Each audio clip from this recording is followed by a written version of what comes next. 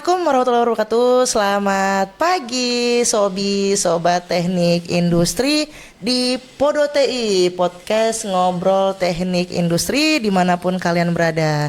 Hari ini kita kedatangan lagi tamu yang spesial, salah satu dosen di jurusan Teknik Industri UII, yaitu adalah Dr. Insinyur Agus Mansur STMN SCIPU. Langsung aja ya kita sapa. Selamat pagi Pak Agus. Selamat pagi rekan-rekan Sobi semuanya. Tahu nggak Pak Sobi itu apa Pak? Sobi itu mungkin artinya sahabatku gitu ya. Betul. Iya. Tapi kalau Sobi di sini Pak ada kepanjangannya Pak. Iya, gimana? Sobat Teknik Industri. Oh gitu ya. Katanya gitu sih Pak ya. Oke, nah Pak Agus ya, saya panggilnya Pak Agus ya. Silakan. Pak Agus ini saya sempat ketemu beliau pada saat saya masih jadi mahasiswa. Ingat Pak Agus? Iya, masih ingat. Ingat ya Pak? Karena rajin sih jadi ingat gitu ya. Alhamdulillah ya dapat feedbacknya yang bagus ya. Masih cimit-cimit gitu ya Pak. Masih jadi mahasiswa yang nggak tahu apa-apa gitu ya. Kemudian ketemu Pak Agus ini salah satu dosen favorit saya yang mengajarkan itu tentang fokus beliau ini ke arah manajemen, bukan Pak? Iya. Boleh dikoreksi dong Pak Agus nih. Dulu banyak bicara manajemen. Sampai saat ini saya masih diminta untuk menjadi ketua kelompok keahlian manajemen industri. Manajemen industri ya Pak Agus. Atau sekarang berkembang optimization and management industry gitu ya. Boleh dong Pak Agus di-share, mungkin sobi-sobi ini banyak yang nggak paham konteksnya manajemen industri atau optimization manajemen industri tadi apa sih Pak Agus? Jadi sebenarnya ini kan kalau kita bicara TI itu kan fokus dari orang kan tidak sama. Oh iya betul, banyak ya Pak Agus. Banyak, ada yang fokus di ergonomi, ada fokus di manufacturing, ada fokus di manajemen industri. Kebetulan saya dan beberapa teman yang lain itu mungkin fokus di manajemen industri yang kemudian tidak sama dengan manajemennya industri teman-teman dari FBE karena kami akan melakukan sebuah proses optimasi di sana. Oke, jadi ada proses optimasinya yang membuat berbeda ya Pak Agus. Pak Agus, kita kenalan dulu nih Pak Agus ke sobi-sobi ini. Aktivitas Pak Agus selain menjadi dosen, itu aktivitas baik yang di kampus ataupun di luar kampus, apa aja sih Pak Agus? Iya, kalau mohon maaf nih para mahasiswa semuanya, para sobi-sobi saya semuanya. Kadang-kadang saya agak sulit ditemui begitu ya. Bukan sok sibuk ya, di mana ya. Gitu. Jadi kalau mahasiswa bimbingan saya pasti tahu saya ada di mana dan kapan harus ditemui. Biasanya para bimbingan saya itu nyari saya itu Kamis. Karena Kamis itu hari bimbingan. Oke. Cuma di hari-hari yang lain ini saya kebetulan saat ini kan kalau di kampus menjadi wakil dekan bidang sumber daya. Sumber daya itu bisa sumber daya keuangan, sumber daya manusia, dan sumber daya aset. Kemudian saya menjadi salah satu sekretaris Dewan Pengawas juga di di Yayasan Badan Wakaf.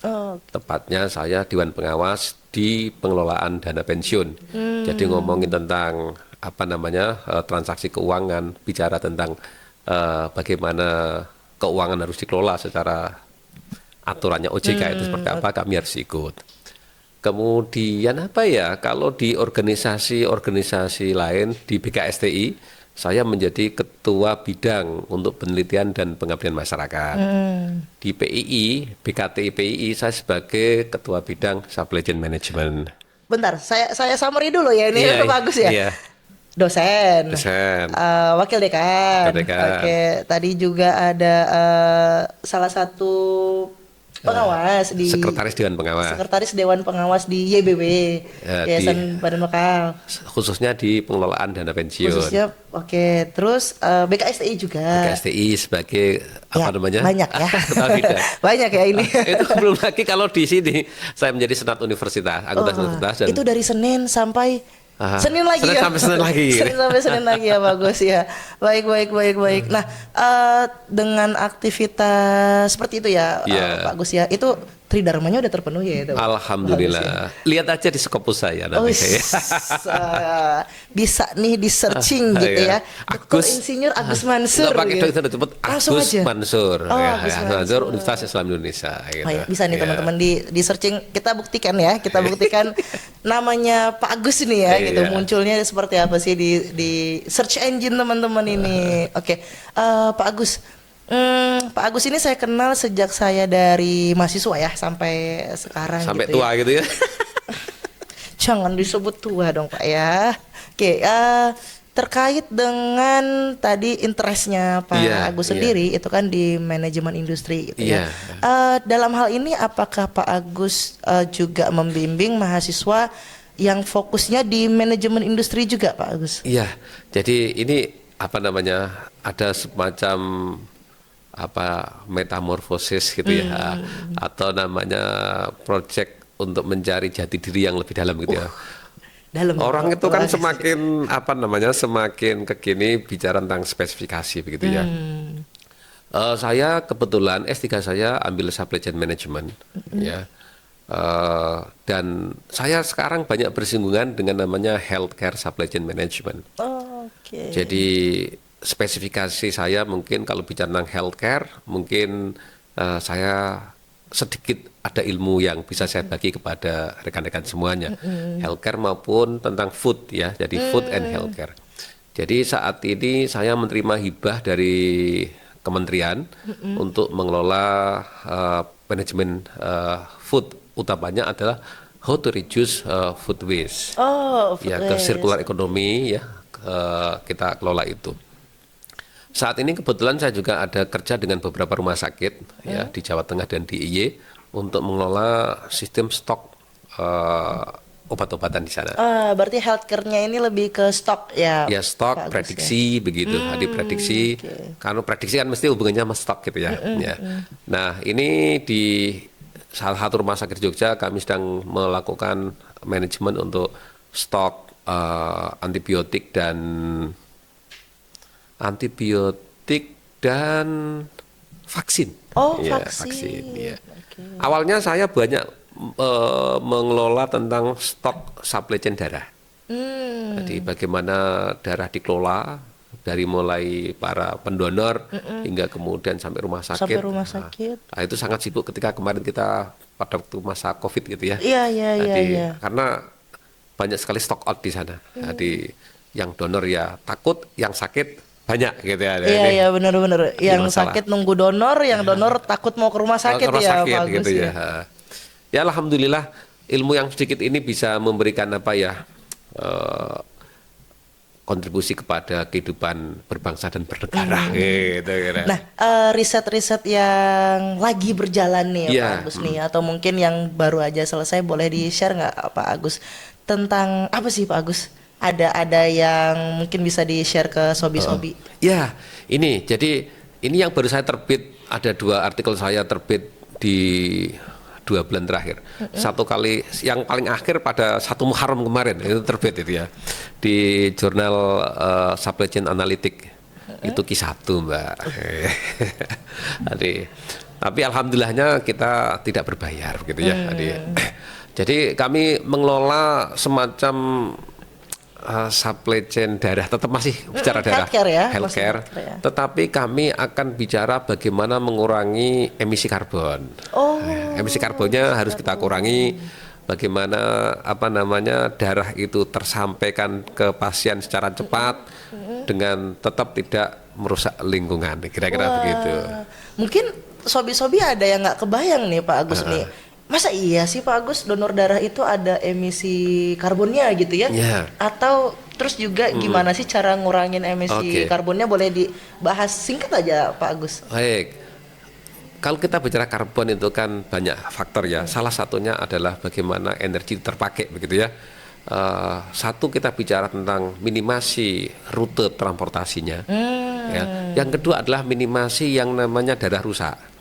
Darah itu hanya bisa bertahan selama 25 hari kalau nggak dipakai, ya. Padahal itu ada kantong plastiknya, gitu.